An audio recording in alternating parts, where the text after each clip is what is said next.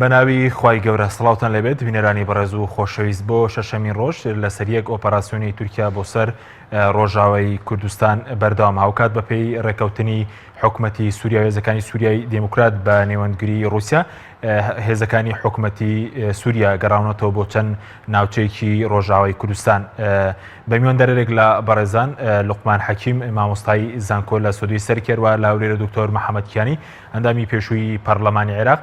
تاوتوی ئەم پرسە دەکەین سەرەتا راپۆرتێک دەبێ.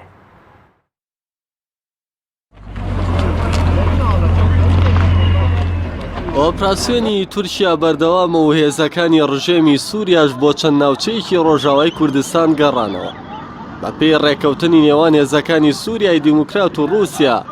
هێزەکانی حکوومەتی سووریا گەڕاونەتەوە چەند ناوچەیەکی ڕۆژاوای کوردستان لەوانە منبەج و کۆبانە و شارۆچکەی تەبقال لە پارێزگای ڕەقە و شارۆچکەی تەلتەمر و سنووری نێوان حەسەکە و سەرەکانی لە هەندێک ناوچە 6 کیلۆمەتر لە سنووری تورکیاوە دوورن.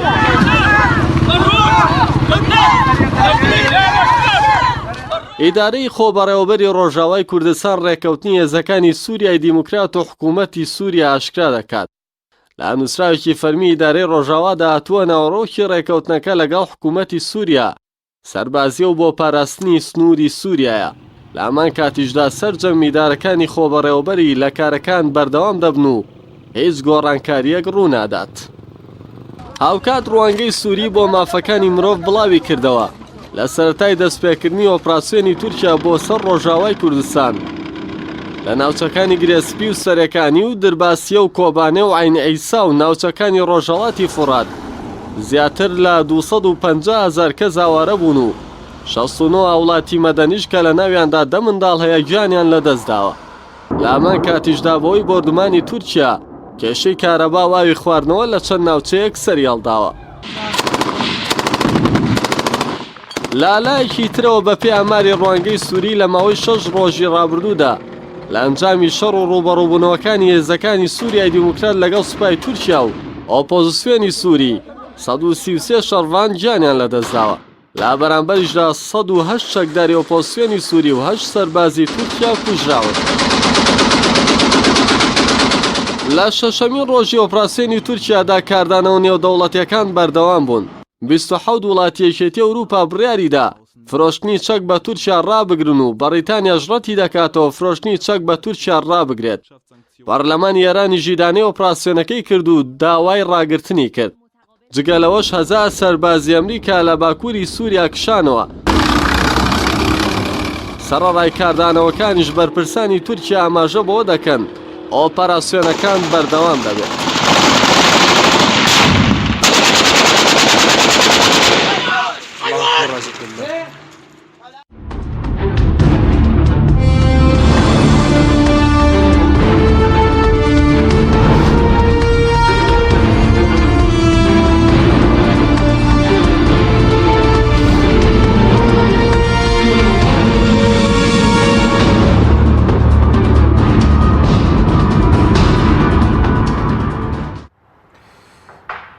جارێکتر سڵاوتان لەبێت بینەرانی بەڕێز، سوپاس بۆ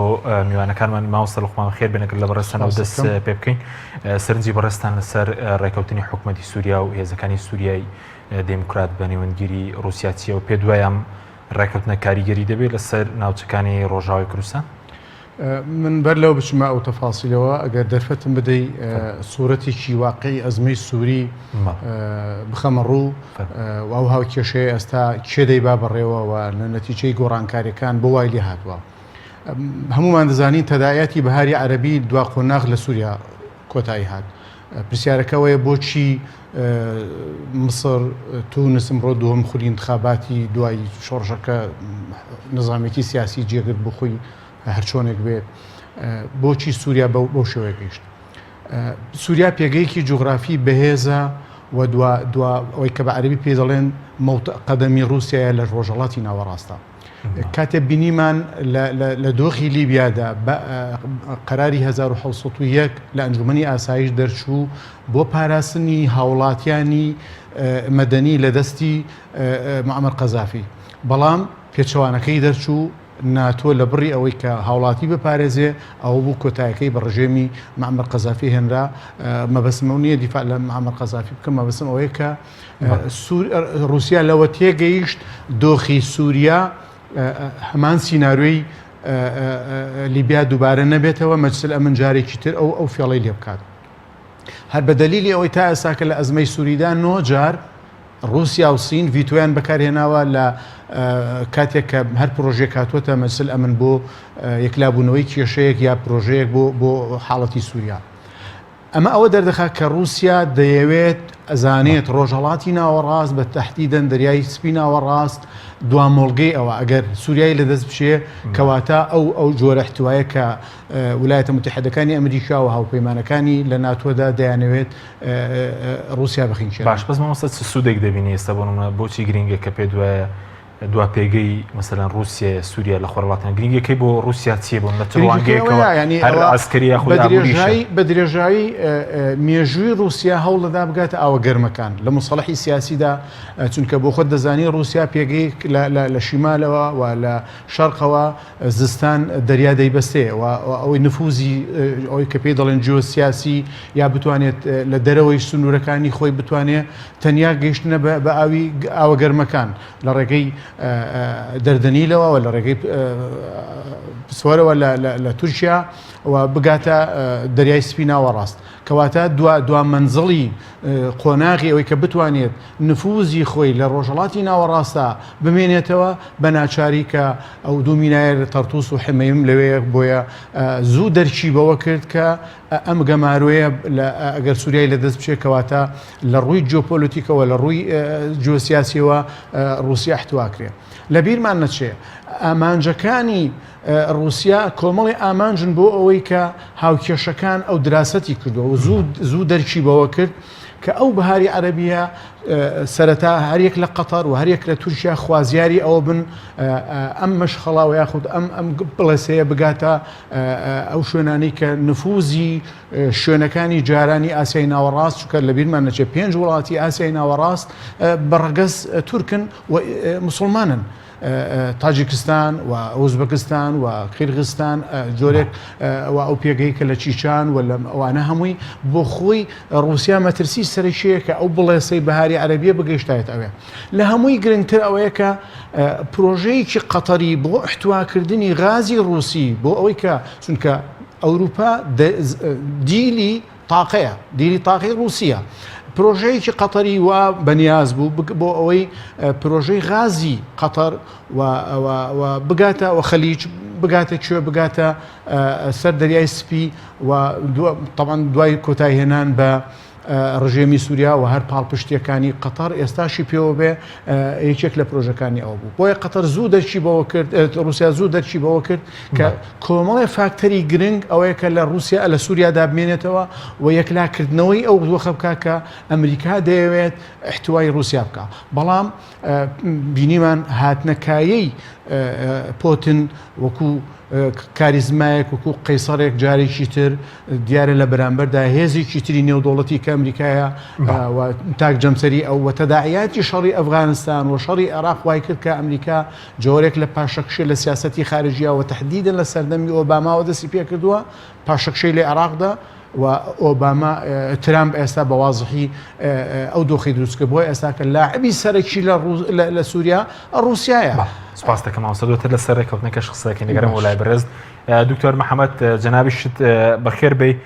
دەمەوێت سەرتا سەرنجی بەڕێز بزانم بەرلەوەی بچین سەر ڕێکەوتنی هێزەکانی سووریای دیموکرات لەگەڵ حکوومەتی سووریا سەبارەت بە کاردانەوەکان ناوخۆی هەرێم لە ئاستی پێویستدایە بەرامبەر ئەو دۆخی کە لە ڕۆژاوە دەگوچێت. بەنسبەت ئەو پێکە ئیتفاقی برێن لە بینی قەسەدە و لە بینی حکوومەتی سووری کرایان بە قەناعەتی من ئیتفاقێکی باشە لەبەر ئەوەی کورد هیچ ئۆپشنێکی بەدەستەوە نەما لە پاژەوەی کە ئەمریکا وازی لێهێنا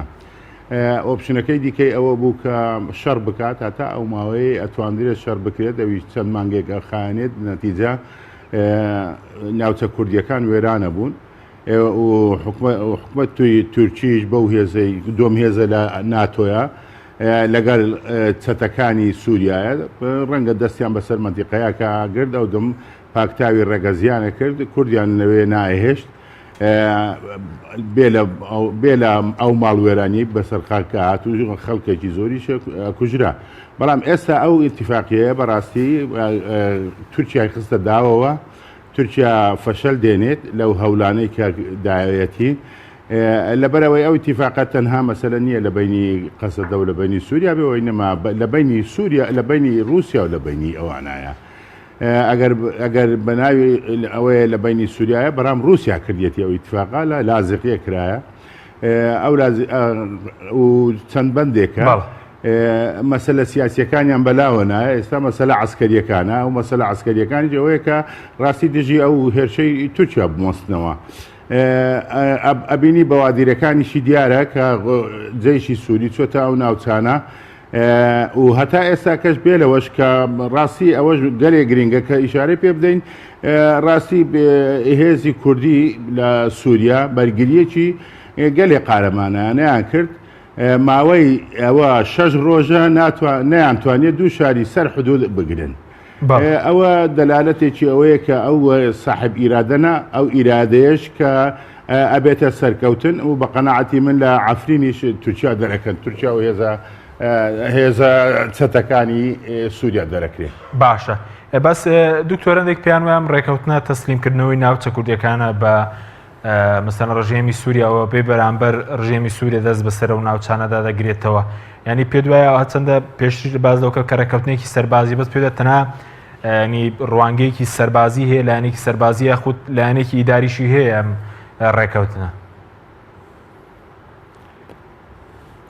باشە ئێمە بە ئەوانەیە ئەو قسانەکەن با ئێمە سەیری کوردستانی خۆمان بکەین لە کوردستانی عێراقا ئێمە پێمان خۆش بیان نەخۆش بێ هەتا حدودی تورکیاوە هەمووی عێراق حیسابە بەڵام هەر ناوچێک لە بندستی هەرێمێکا بێ یا لە بەندستی محافزەیەکا بێ ئەوە مەسەلێکی ئیداریە ئەو مەسەلە ئیداریانە بەو شێوە ئەبێت کە بەڕقابەری نەکرێت بەڕقابەری ئیتیفاقی لەسەر نەکرێت و ئینەما بە شێوەیەکی تێگەیشتن هەموو خاچی عێراقا بەڵام لەبەر ئەوەی مکەوەناتەکەی بە شکلێکە بابێتە سەر ئەو شکلە لەوێرە ئیدارە بدرێ ئەوە باشترین حەلە بۆ ئەوە لەوێش هەر ئەوە ڕووەدا تەسلیمکردنەوەی چی ئەگە تەسلیمکردنەوە ئەو نەوعە ئیتیفاقی ئێستا کرایان کوردستان وێران باە وەکو عەفرین لێبات باە ئەوانەی ئەو قساناکەن مەسالەیەکی سیاسی دەیانەوێ ئەوێکی گۆڵێکی سیاسی بکەن گۆڵەکە لە کورد لەوە کرایە ئێمە ساحەبی دەوڵەت نینە ئێمە نەن ستەیت ئەکتەرین ئێمە ستەیت ئەکتەر نینە یعنی ئێمە عاملی دەولی نینە ئێمە عاملێکی ئەوەی نادەولینە عاملی ناودەولی دائیمەن لە شەڕا حیسابی گروپت بۆکرێ حیسابی ملیشیاتت بۆکرێ حیسابی شتێکی ئەوات بۆکرێ یا کەمەنەتەوایەتێکت بۆکرێ ئێمە دەبێ پێ لەو حەقیقەتە بنین دوای یەک شتی دیکەتت پێ برم ڕاستی ئێمە بازێکە دەین بازی ئەوەی کە نەفت لە کوردستان نەفت بەسەر بەخۆ فرۆشرا ئەگەر نا کوردستان ئەیتوانی دەورێکی باشتر ببینێ لەو وەزعانەی کە هەیە ئێستاکە لە ناوچەکە بە نسبەت باکووریشەوە بە نسبەت ڕۆژ ئاواشەوە بە نسبەت ڕۆژهەڵاتیشەوە بەڵام ئێمە دەستی خۆمان و برێنگەروی خۆماندا دەستی تورکیا بەوەی کە بۆ ڕێنەفتێکمان هەیە بینێری باشە ئەو بۆ ڕێنەفتە ملەتی گەلی کورد چه ئیسفادێکی لێ کردیە ئەو گۆڕیە نەفتە بدرا باوە عێراق نەفتەکە بنات بە ئێمە بجێ خۆمان لە عێراق وەرگرا ئێمە مەجای مناوەرەمان گەلێک زیاترە بوو ئەوە مەسەلێکی زۆر گرنگە کە بیزانین لەبەر ئەوەی ئەسەکە ئەو زوعفەی ئێمە ئەزاندرێت بۆیە ریفەرەندەمیشی هاتە سەر بە ریفەرەندەم و بۆ ڕێنەفتەکەەوە ئێمە لە حزمی خۆمان نابێ زیاتر ڕاستی ئێمە ئەو حەقیقەتە هەیە ئێمە لە دەوڵەتەکانین لە حزمی خۆمان زیاتر داوا بکەین ناتوانین بەو زووە لەبەر ئەوەی دەوڵەتدانان ئەو دەوڵەت ئەگە بێەوە ئەسەر ئەو نقطەی دوای من قسەی لەسەرەکەم بەڵێ دواتر دەگەرم وەلای بەڕێزت دکتۆر محەممەد مامۆستا لوقمان سەبارەت بەم ڕێکەوتنە پێ دوای بتوانێت ئۆپەراسیۆنەکە ڕابگرێ و ڕێکەوتنی کرا لە حکوومەتی سووریا کە بەنێوەندگیری رووسیاش وە ئێستا ئەمڕۆ هێزەکان مەسەلەن گەڕاونەتەوە چەند ناوچەیەک لە منبەج لە کۆبانێ لە تلتەمر لە تەبقە لە پارێزگەی بڵێن ڕەقە و چەند سنوورێکی نێوان حەسەکە و بڵێن گرێسپیش خۆی مەبەستی تورکیا چی بوو؟ لە بنەڕەتدا مەبەستی تورکیا ئەوەیە کە خۆ چەند جارێک تورکیامەی نەشاردوێتەوە دەڵێ لە ئەفریقیا کیانێکی کوردی دروست بکرێ من دەچم دەیڕۆخێنم نەیشاردوێتەوە مەبەستی تورکیا لێرە لە هەردوو حاڵەتەکەتدا ئێستا بەگەڕانەوەی هێزەکانی سووریا بۆ سەر سنوور واتە تەحجیمکردنی و ئیدارەیە جۆرێک لە جۆرەکان ئەو استقلالەتی جاران کەمتر بۆتەوە لە ئایندەدا ینی وەکو چۆننی کەمتر دەبێت ینی ئەگەر تەواوی کەم حاڵەتی ئەگەر شەڕ بکردایە وەکو ئەفرینی لێباتە وەکو دکتۆر ئاماژەی پێدا کەواتە خاک و خەڵک و هەموو شتێک لە دەست دەدا ئەوە مەبەستی گەورەی تورکیا و ئامانجە سەرەکیەکەشی ئەوەیەوە دوای بالمناسبە تورکیا پلانێکی درێژخایەنی داڕشتووە چکە بە ڕۆژئاوە ناوەسێ باشووریش لە ئایندە ئەگەر ئێمە بە خۆمانە نەچینەوە ئەوە ڕوودەدات بەڵام ئێستا ئەوەی کە ڕوودەدات گەڕانەوەی جێشی سووری بۆ سنوورەکان کەواتە خەونی لە باربردنی ئەو ئیدارەیە سربەخۆیە کە زیاتر لە بارچووە بە گەڕانەوەی هێزەکانی سووریا بۆ سەر سنوور بەڵام خیاری کوردی لەم دوو خیارە سێهەممان چی بوو خیاری لە بەردەستانە بوو وەکو دکتۆر ئاماژەی پێدا وەکو لە بەیانەکەی هەسەدەدا وەکو ئەڵدار خەلیل وەکو قسەکەری پێدا دەڵێت ئێمە لە نێوان سازشێکی بریندار بووندا ئازار بەخشدا و لە نێوان جینۆسایدا ناچارین جینۆسایدەکە هەڵبژێرین ئەمان هەڵبژێرین بۆیە ئەمە من پێم وایە ئەمە لە عینی کاتدا لە بیرمان نەچێ ئەمە ئەبێتە وەسیقەیەکی ینی بۆ ئیدارەدانی داهاتووی سووریا چونکە تازە رووسیا سووریا دەبا بەڕێوە ڕژێمی ئەسەد ڕژێمیکی لاواز و لە ڕووی سەربازیەوە وجودی هەموو هێزەکانی دنیای سەر لە سووریایە و قسەکەری ئەو دەوڵەتی کە ئێستا ناوی سووریایە رووسایە بۆیە ئەم ڕێکەوتنە من پێم وایە دەبێتە لە ئایندەدا بۆ دانانی دەستورێکە ئەگەر بێتە ئاراوە ڕەنگە ئەمە بێتە فاکتەرێکی باشتر ڕەنگە بێتە ئەوەی کە لە سیاسی دەولیە نازانی ئایندە بەچی دەکات بەڵام بۆ قۆناغی ئێستا بەدیلێکی باشە و من وەکو ئینقازێکی خەڵک و خاکی سووریای شتمانی کوردستانی ئۆپراسیۆنەکە ڕاگەیشت چونکە ئەمڕۆژ ئۆپراسیۆنەکە ئیتورکیا بەردەوام و سەرڕایەوەی کە چوونی هێزەکانی مثلەن حکوومەتی سووریا و ڕژێمی سووریا بۆ چەند ناوچەی بەڵام هەر بەردەوام بوو لێرە کێ ڕۆڵ دەبینێت لە سووریادا دوو هێزی گەورە سەرکی ڕۆڵ دەبینێت یەک ئەمریکا دوو سووریا رووسیا یعنی لاعبی سەرەکی گەمەی ئەزمەی سووری ئەم دوو هێزن دیارە ئەمریکا لە پاڵ ئەوەی کە تحالفەی کە هاوکاری دەکا هەر ئەمڕۆ فەڕەنسا دەڵێن دەکشێمەوە بریتانیەکان دەڵێن دەکشینەوە کەواتە ئەو مەوتە قەدەمەی کە لە ڕۆژئاوا هەیبوو کورد بوو بە کشانەوەی هێزی ئەمریکی کەواتە فەڕەنسیەکان ناچارن بکشێنەوە و بریتانیەکان ناچارن بکشێنەوە دەنیمارکیەکان قسە هەبوو هێز بێن دەکشێنەوە لە بەرامبەردا ئەو شوێنانەی کە جێشی سووری دەگەڕێتەوە ئەمریکا چی دەکات دەتوانێت بربەرەکانی بکات دەتوانێت کەواتە لە ئایندەدا ئەزمەی سووری ئەو دوو هێزە قەراری لەسەر دەدەن ئەمریکا و رووسەکان دەبینین ئێستا لە 45 سەرۆک کۆماری ئەمریکادا عەجیب غەریبی سەرۆکێک کە ترامپە لە ڕێگەی تویتەوە و کۆشکی سپی بەلاوەناوە بڕیار دەکات بۆیە ئێستا سیاسەی ئەمریکی ئەوەی کە پێی دەڵێن بە عەرەبی لە تەخەبوتێکدایە و لە سەر شێوانێکدایەوە و کەس نازانێ ئایندەی سیاسی خارجی ئەمریکی بەرەوشوێ دەچێت ینی ئاشکرا دەبینین لە ناو کۆنگرسدا و دیموکراتەکان و کۆماریەکان ئێستا چۆن سەنگەریان لە ترامپ وەرگردووە ڕەنگە ئەمە پەلبکێشە بۆ بڕیار و ئایندەی زیاتر بۆیە من پێم وایە ئەم بڕیارەی ڕاستە سەربازیە بەڵام ئەوەی کە تاکی دێکراوەتەوە لە ڕووی ئیداری و ئەو هێزە دەی با بەڕێوە چکە سووریاش ئێستا توانای ئەوەی بەڕێوەبردنی و ناوچانەی نییە لانی کەم ئەمە جۆرێک لە جۆرەکان لە ئایندەدا دەرگا دەکاتەوە لە ڕووی ئیداریەوە و لە ڕووی خۆ بەڕێوەبردنەوە ڕەنگە ئەو شێوازە سەربەخۆی جاران تۆزێک بچێتەوە سنووری پێت بچێتە سنوورەکان بە تەواوەتی هەنی هێزەکانی حکوومەتی سووریا ئەم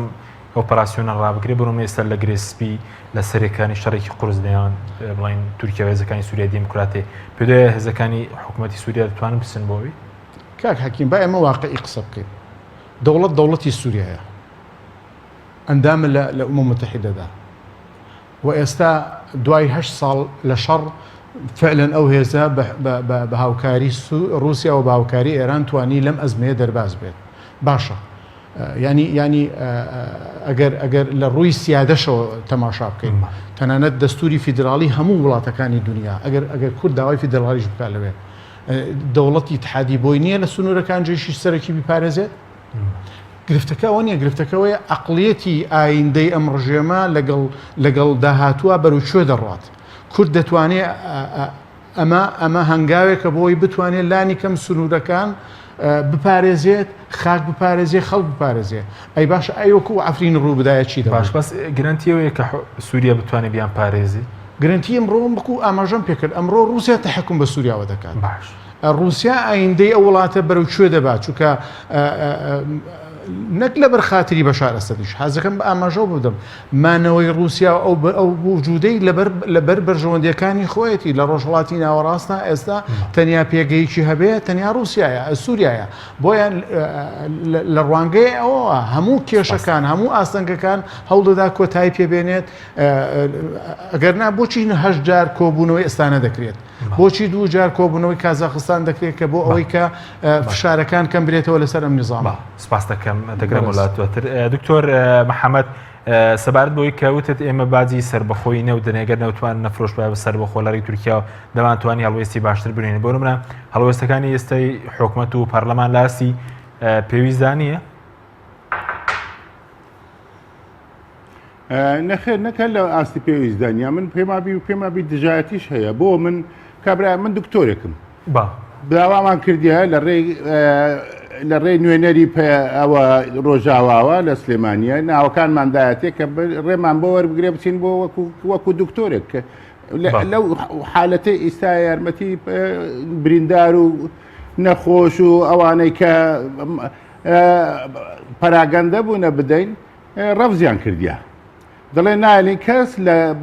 لە باشوور و لە ڕۆژهەڵات و باکوورەوە بچێتە ڕۆژاوە بەس ڕۆژاوایەکان حەقیان هەیە بچن باشە ئەوە باشە تو دیتت یەک برینداریان هاتوێتە ئێرە ئەوە بریندارەکانیان لە حدود دەنیان هێشتێ بێنە ئێرە هێشتیانە پەنا هەندێک بێتە ئێرە یەک دەرمانیان بردیە یەک بار خواردنیان بردیە هیچ شتێکیان نەبردیە ئەوە شێوێکە لە دژایەتیکردن بەرامبەڕاستی ئەوە هەر دەوڵەتێکی جیران بای کرد باڵ ئەستا دەوڵەتی عێراق با من دەورە بە گەرانتی دەدەمێ سولتەی عێراق ئەلێرە با من بە مەسئولیەتی خۆ من دەمبرد بەڕاستیمە باڵ بەرام لێرە ناتوانێت قسە لەگە کەس بکەین ئێمە ئەوە معنای وایە دژایەتیە شێوەیەکە لە دژایەتی بەڕام بە شێوەیەکی دیکە لە ئیعلامە باسیەکەن و قسەیەکەن و بۆ فرمێشی تیمساحی بۆ ڕێژن ئەوە شتێکی دیکەیە بۆیە من بەنسبەت مەسەلەی نەفتەکەەوە نافت کاکە ئێمە گەلی کورچی ئیسفادەی کردیە لە باشووری کوردستانە لەو نەفتە ئێمە ناتوانانی موچێ بدەیت وایە لە کاتێکات و بەرهەمت هەیە داهاتت هەیە لەو نەفتە ئەو نەفتە داهاتەکەی چی لێ دێت ڕەنگە بۆ دەسەڵاتداران شتێکی باش بێ بەرام بۆ ملەت شتێکی خراپ بۆ دوای بێلەوە ئێمە کە نەتیجەی ئەو نەفتە کە هەناردە دەکرێت بەسەر بەخۆ بوجەشت بڕایە لە بەغداوە یعنی عالەمە لێرە موچەی نییە باشە کە موچەت نییە بوجە و موچەت نەبێ لەولاشەوە نەفتەکەت لە بن دەستی کابرایەکایە کە بەڕاستی کابرایەکی فاشست تحکم دەیەوێت بە شریانی ژیانت بکات هەر دەمێ قڕگت بگرێت دەیەوێت بتخنچێنێ وەنیا لەو حالاتایە تۆ ئێستا کە حکومەتی هەرێم دەستی لە بن سەری ئەوەیە ئەگە بشێوێت شتێک بکە حتا ئەگە عەتفێکی هەبێ ئەو عەتفە ناتوانێت بە کاریشی بێنێ لەبەر ئەوەی دەزانێت کە نەفتەکەی لێگرێتەوە ئەو شریانی ژیانەکەی لێگرێتەوە یا بەرژەوەندیەکانیان لەکەوێتە خەتەرەوە بەوەیە نایتوانێت هیچ مووقفێک وەرگێ ئەوە لە لایەکەوە لایەکی دیکەشەوە ئێمە کەوتینەتە ئەوەیەکی عەدا لە حکومەتی مرکزیە باشە ئەو عەدایە لە حکومەتی مرکزیە ئەو ئینعیزالیەتە نەتەوەیەی کە ئیدعای پێیەکەن بەرەو کوێمانە بە زیاتر ئەمان هێنێتەوە بۆ ناوچیایەکان زیاتر ئەمانداتە دەستور چاو وابەستەمانەکە بەو حکوومەتانەی دەرەوە کە هیچی لەگەر مافی گەلی کوردانینە بۆیە ئێمە دەبایە زیاتر سیقە پیا بکەین لەگەر حکوومەتی مرکزیە ئێمە ئەمانتوانی مشکلەکانی خۆمان بە شێوەیەکی ئاشتیانە سەر بکەین سەقامگیری هەبێ کە سەقامگیریە بۆ عالەمە بوژاوە بەڵام معنای هیچ جەوێک نییە نەفت ئەگەر مادام سەروەتی وەتەنیە چێ بیفرۆشێ ئەگەر با لێژنێکی ئەوە هەبێ لێژنێکی مشتەرەک هەبێ لە بینی هەرێم و لە بینی ئێرە بیفرۆشێ و داهاتەکەی بێنێتەوە بەڵام بێلەوە شتێکی دیکەژێ ئەو نفتەی ئەفرۆشرێ خۆ تقریبا $10 زیاتر بە هەرزانتر ئەفرۆشرێ بەرمیلی بە $10 هەرزانتر ئەفرۆشرێ لەو نفتەی لە بەغدای فرۆشێ ئێمە ئەو هەموو بازە لە پایچی ئەدەین لە پای ئەوەی کە بەڕاستی چەند دەسەڵاتدارێکی بێڕەحم نانەتەوەیی بیر لە کەس نەکەوە خۆپەرست دەستیان بەسەر مقدراتی ئەو هەرێمەیە گرتیە لێ ناگەرە داهاتووی هەبێ و نە لە ئێستاشا خۆشگوزەرانی هەبێ بەڵام سەبارەت بوو نەم بتوانێت مووقفی نەتەوەیشی هەبێ بەڕێز وتت خۆت ویستە بە خۆبەخش بچی یاوکاری پزیشکی بکەی ڕێگەیان پێنەدایی بۆ نمونە بۆ خەڵکی ڕۆژاوی کوردستان؟ ئاباڵێ من و دکتۆرێکە بووینە من نایناسم چێ بەڕاستی من دامەکانماندایەتە سلێمان عەرەب نوێنەری ئەوەیە لە نوێنەری ڕۆژاوایە لە سلێمانی ناوەکانی ناردیە بۆ ئەوەی موافقەی ئەوەمان بۆ وەرگرن بچینە ئەودی و موافقەیان نەداوتیان لێ لێم پرسی وتم حجەتە چێوتیارێ لێ ناگەڕن کەسی نەیانوت بوو بتەحدید من و ئەوە بەڵام فەرقی چیە ئەوان نەزانێ ئێمە دکتۆرین ئەزانیانە کە ئێمە دکتۆرین بۆ شتاچین معنای وایە چیە معنای ڕێگرتنە لەوەی کە تو بچی مساهمەیەک بکەیت بە شێوەیەکی پۆزەتیڤ لە ژیانی ئەو خەڵکە ئایا ئێمە چیمان پێکرێت چەند بریندار ئەتوانین تەداوی بکەین یا چەند نەخۆش چا بکەینەوە نیە یارمەتی چەند نەخۆش بدەین و چارەسەریان بکەین ئەوە مەسەرەکەیە خۆی من نەچوینە سیاست بکەین لەو حالەتەیە و نەچوینە بە تیجارەت بکەین بەڵام بۆ ئەیخەنا و قال بۆ تو ئەوە مەسەلێکی ئینسانیە دەبایە بەڕاستی ئابێلەوەژی کە کارمەندی ئەوە هەنە کارمەندی تەندروستی لە کەلار داوای ئیجازەیان کردیە بۆ ئەوەی بچنە ڕۆژاوا بۆ هەمان غەرەز لیان نەگەڕانەوە ئیجازەیان نەدانێتێ بێ لەوەش نەدیتە یەک ئەمبولانس بچێت نەدیتە یەک بار دەرمان بچێت یەک بار خواردن بچێت یەک بار بەتانی بچێت لەو زروفەیە معنەوە ئەوە چیەکەنێ ئەوە کەی نەتەوایەتی نەتەواتی ئەوە نیە نەتەواتی ئیدعانیە نەتەواتی نیە بەڵام ئەگەر مەسلەیەکی سیاسی دەوریان هەبوو بێ یەکێک دەوری هەبوو بێ و شتێکی دیکەیە ئەم بە قەناعەتم ڕەنگە هەندێک سیاسی دەوریان هەبووە لەو تەرتیباتانەیە ئەو زۆر و کەم نازانم بەڵام دەوریان هەبووە ئەگەر دەبرێکیان هەبێ بگە زۆر بێ یان کەم بوو بێەوە دەورێکی باشە بەڵێ سپاس دەکەم دکتۆر بەڵەبینەرانی بەڕێز ناوبڕێکی کورت و دەگەڕێنەوە وڵات تۆپ ئارت تاکە بریکاری تۆڕی میدیایی کۆمەڵ بۆ دروستکردن و بڵاوکردنەوەی ڕیکلام تۆپ ئارت ئایا تا ئێستا بیرت لەوە کردوتەوە کە ئینتەرنێتێکی بێسنوور بەکاربێنیت یان بیرت لەوە کردوتەوە کە بۆ هەفتەیەک یان 2 هەفتە ئینتەرنێتی بێسنوور بەکاربێنی سەرەڕای هەموو ئەمانە تا ئێستا بیرت لەوە کردوتەوە کە بۆ یاری ئەلکترۆنیەکان ئینتەرنێتی بێسنوور بەکاربێنیت بێگومان نەخێر فانسی نێت هەموو ئەم کێشانەت بۆ چارەسەر دەکات تۆش دەتوانیت بۆ ماوەی هەفتەیەک یان 2 هەفتە یان مانگێک بەردەوام بێسنوور لەگەڵمان بیت ئێستا خزمەتگوزاریەکانمان لەم شوێنانە بەردەستە سلەیمانی شارباژێر شارە زوور هەڵەبجە سەی سادق عربەت پێنجوێن بازیان تاسڵوجە و زەرگوێز فانسی نێت هەمیشە ئینتەرنێتی بێسنوور کارگەی شەربەتی خاڵقی گیراوەی خاڵقی بە تامەکانی پرتەقاڵ مێوەژ هەنار لیمۆ و مۆز و ئەنەناس بەرهەم دەهێنرێت تەواوی تامە سروشتیەکانی شەربەتی خاڵقی وێنەی باخێکی پڕمیوەیە کارگەی شەربەتی خاڵقی لەگەڵ 24 ساڵ ئەزمون و بەتامی سروشتی ناونیشان سلێمانی ناوچەی پیشەسازی دوو پشت ئەلبیستەکە کارگەی شەربەتی خاڵقی هەمومان حەزمان لە برنجە برنجێک تامی ڕاستەقینەی برنجمان پێ ببەخشێ بازار جملەی دێت لە برنج بەڵام بژاردەی من برنجی دۆلفینسیە بەتام و بۆن هاوشێوەی برنجی کوردیە 100% سروشتیە برنجی خڕی دۆلفینسی شێفە گەورەکان سەرسامەکات بۆیە بێ دوودڵی بژاردەی من و کابانی ماڵە تا ئێستا زۆر جۆری برنجم تاقی کردوتەوە بەڵام هیچیان وەک دۆلفینسی نییە تامێکی ترە ئێوەش دەتوانن تاقیکەنەوە دۆلفینسی باشترینمان بۆ هەڵبژاردن. تۆپ ئارت تاکە بریکاری تۆڕی میدیایی کۆمەڵ بۆ دروستکردن و بڵاوکردنەوەی ڕیکلام. تۆپ ئارت.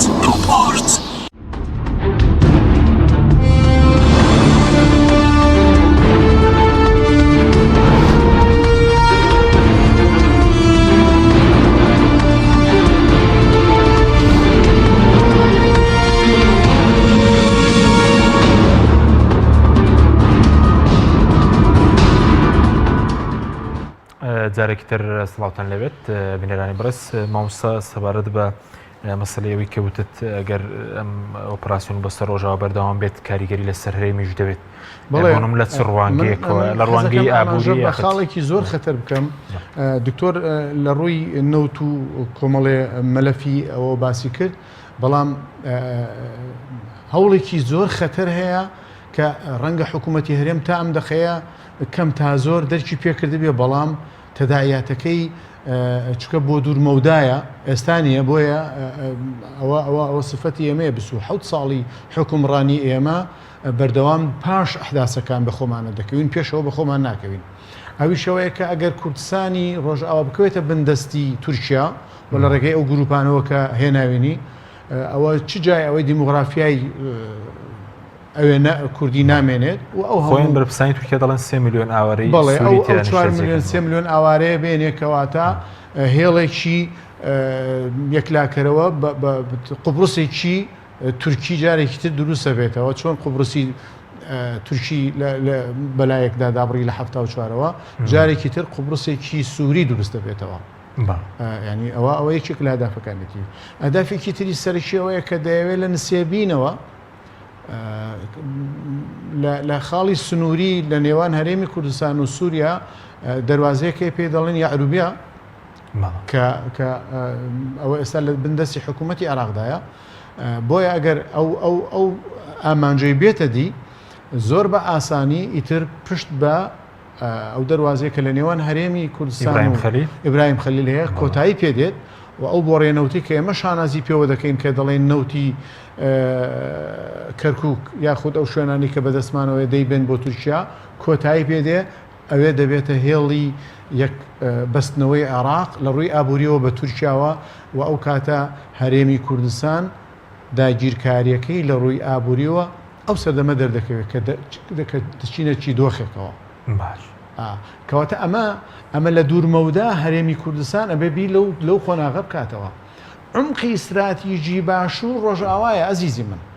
لە چ ڕوانگەیەکەوە لە چی ڕوانگەیەکەوە باشە ئێمە لە 91 هەرێمی کوردستان لە کۆڕەوەکەدا پەنامان برد بۆ چێ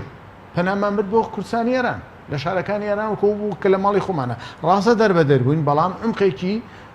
ئەوەی کە جۆرەکان داڵت بدرێت و لانی کەم توانیمان لەو ئەساتە خەڵکی کوردستانی خۆمان پەنای بۆ بەرێت باشە تۆ بهێنە بەرچاوت ئەو عمقە ئەستراتیژی ڕۆژئاوا نەمێنێ باشوور چی لێ بێت بۆیە ینی ئێستا وازەحە ئایندەی کوردستان بەروی شوێ دەڕات ینی من ئێستا دەڵێم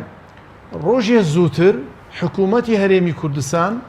هەر چۆنێک بێت لەگەڵ حکوومەتی بەغدا ڕێکەوێت باشترە زۆر باشترە چونکە ئایندەی هەرێمی کوردستان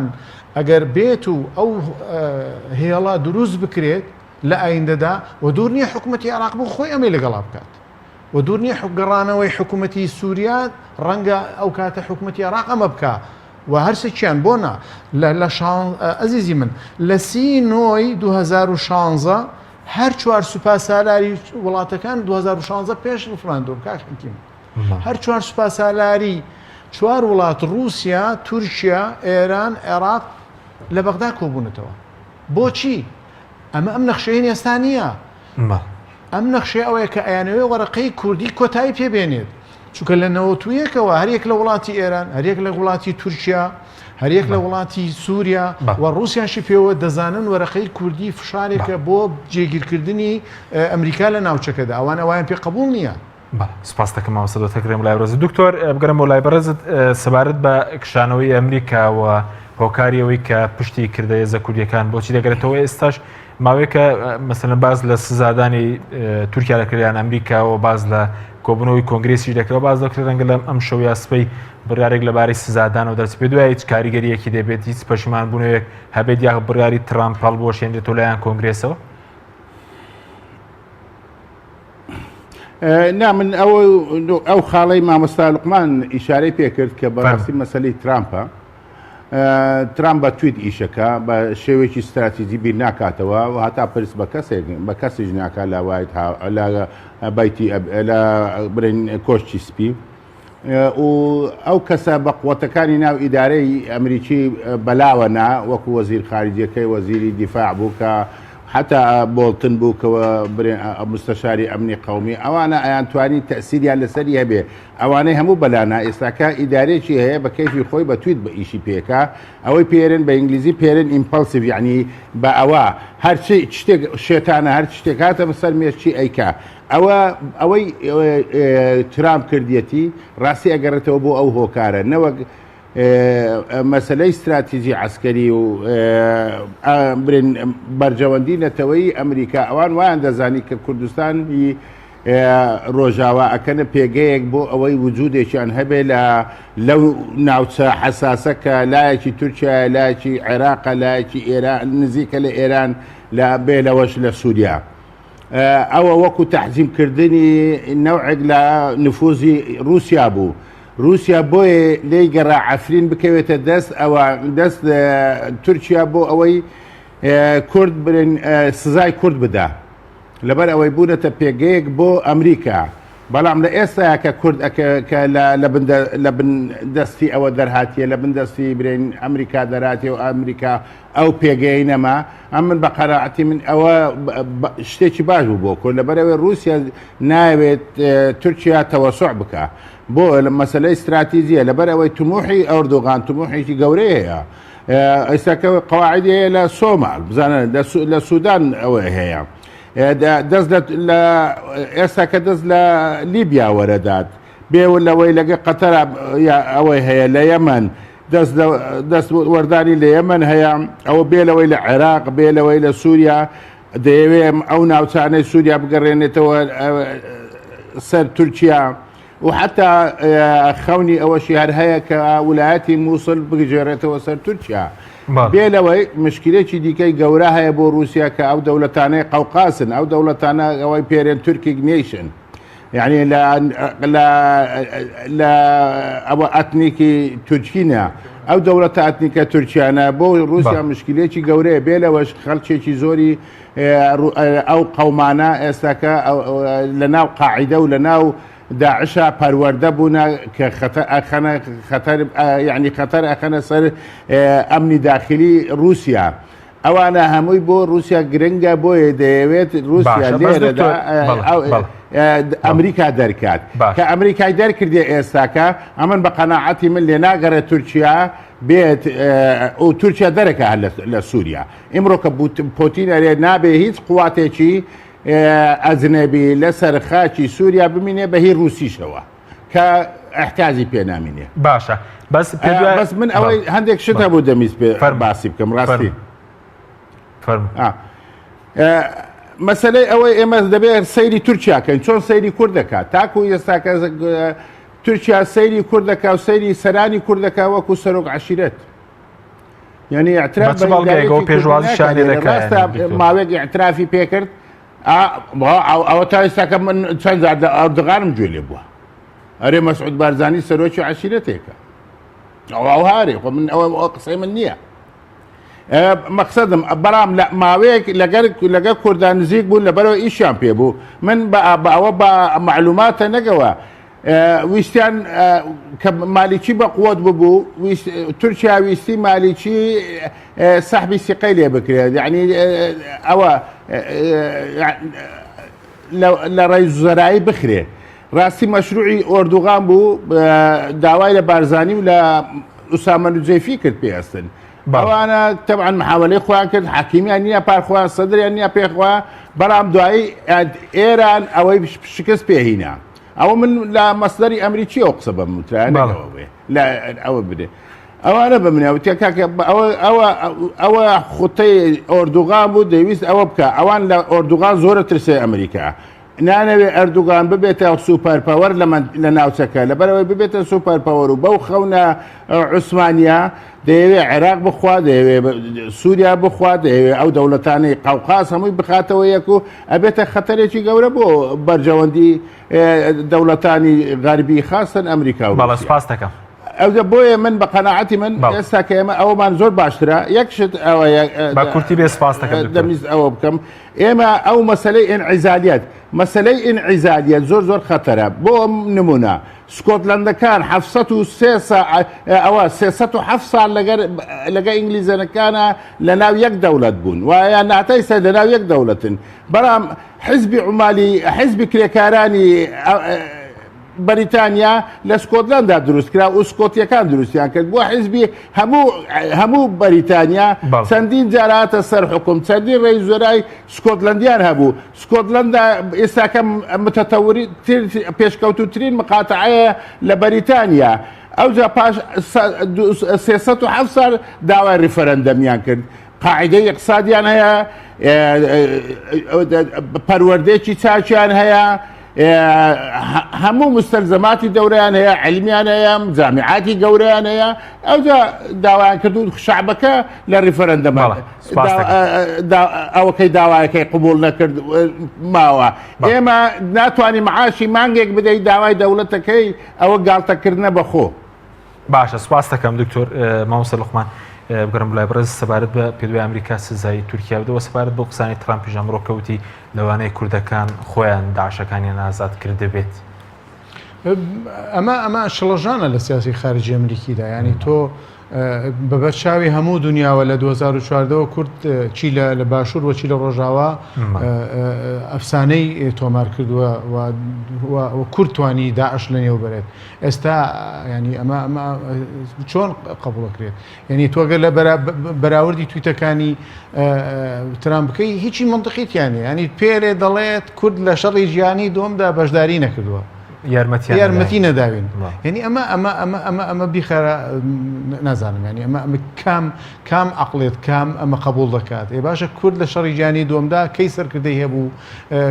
کەی دەوڵەتی هەبوو کەی پێگەی هەبوو ینی چیت بۆ بکات ینی ئەمە دەلالەتە لە چی دەلالەتەوەیە کە ئەم سەرۆکە چۆنەڵێت سەرۆکێکی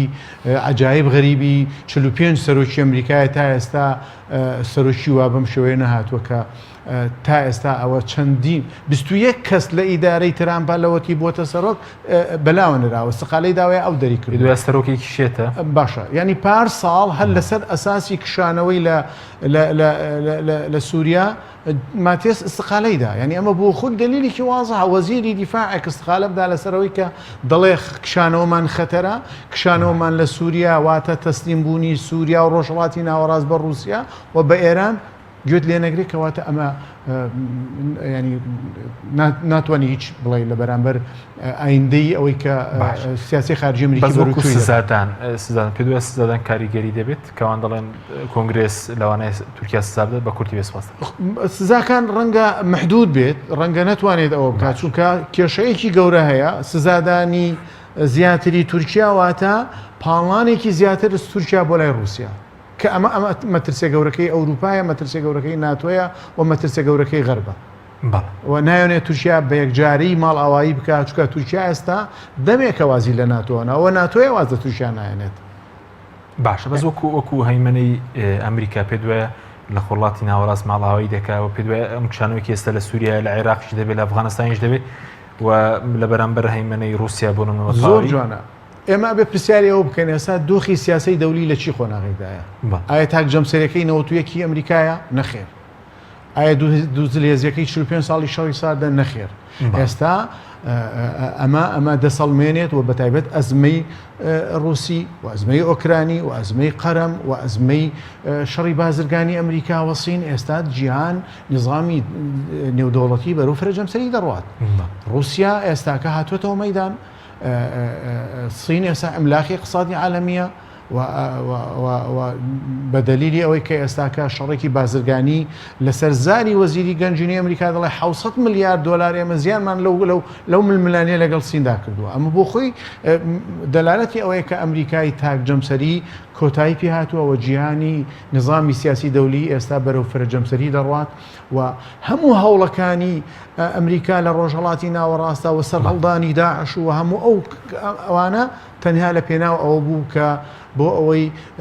سەدەی 21 سەدەیکی ئەمریکی بێ. بەڵام من پێم وایە مەحاڵە و سیاسی خارجی ئەمریکی بە تایبەت لە ئیداری ترامپ بە زیانێکی زۆری بەر نفوزی ئەمریکی لە ڕۆژهەڵاتی ناوەڕاستە پێ سەدەی ماڵئاواییشیانە یعنی ماڵاوایی بەو مانایە ناچووکە هێشتانە ڕقەمە هێشتانە پێگەی جوغرافی جۆسیاسی زۆری بەدەستەوەی بەڵام لە بەرامبەر هێزەکانی تردا ئەمە لە پاشەکشێکی وازەحە کە ڕۆژهەڵاتی ناوەڕاست ڕەنگە لێرە بەدواوە رووسیا زیاتر قسەی هەبێت. سوپاس دەکەم دکتۆر دەقەیەکیش بۆ بەڕێز سوارت بەکاردانەوە نێودوڵەتەکان بۆچی نەمونەتەوەی ڕاگررتنی ئەم ئۆپەراسیۆنە کە لە سەراسی کێتێ و پاشە و پێوێت تەنار بەیان نامەیە ئەگەر شتێکیش مای بەکردی سوپاس دەکەین. ڕاستی ئەمە ڕاستیەک برین ئۆردوغان کابراایکی عنیدە عنیدێکی زۆر ئەوەیە زۆر کە لە ڕقا ڕاستی ئەوە لە سیفاتی تورکایە من هەرچەندە نامێ ڕێسیز بە بەیزێ نەوعێک بەڵام ئەوە حەقیقەتە لەبەر ئەوەی ئەو عنیدێش وایە کە بێلەوەی مستەقبەلی خۆی وەکو سەرۆک بۆ داهاتوو بەوە بەستراتەوە کە چەند ئەتوانێت هەندێک سەرکەوتن لە دەرەوە بەدەست بێنێ لەبەر ئەوەی لە ناوەوە زەعیف بووە حیزبەکەیش ئینشقاقی کردیە بێلەوەی ڕێی عامی تورکی لەگەر نەماوە بەرەو ئیقتصاد زەعیف بووە ئەوانە مەسەلەی ئەساسینە. بەو عینادەوە کارەکات کە دژی هەموو ڕێی دنیا بێت بەڵام دەمیز یەک شت ئەوە برم بە کورتی بێ سپاس دەکەم. ترامپ بە عەقلی بازرگانێک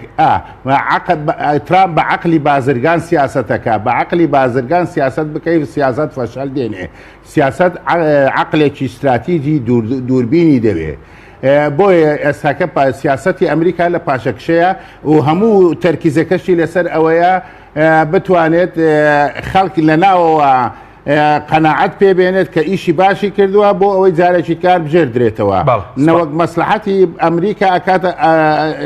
لە خەتەردایە لەبەر ئەو نەزرە تەسکەی ئەو. بەڵێ سوپاس بۆ بەرەزان دکتۆر محەممەد کیانی ئەندامی پێشوو پەرلەمانی عێراق لە هەولێرەوە مامۆستا لوقمان حەکیم مامۆستای زانکۆ لە سودۆی سەرەکی سوپاس بۆ بینێرانی بەڕێز سوپاس بۆ هاوکارانم خواتان لەگەڵ.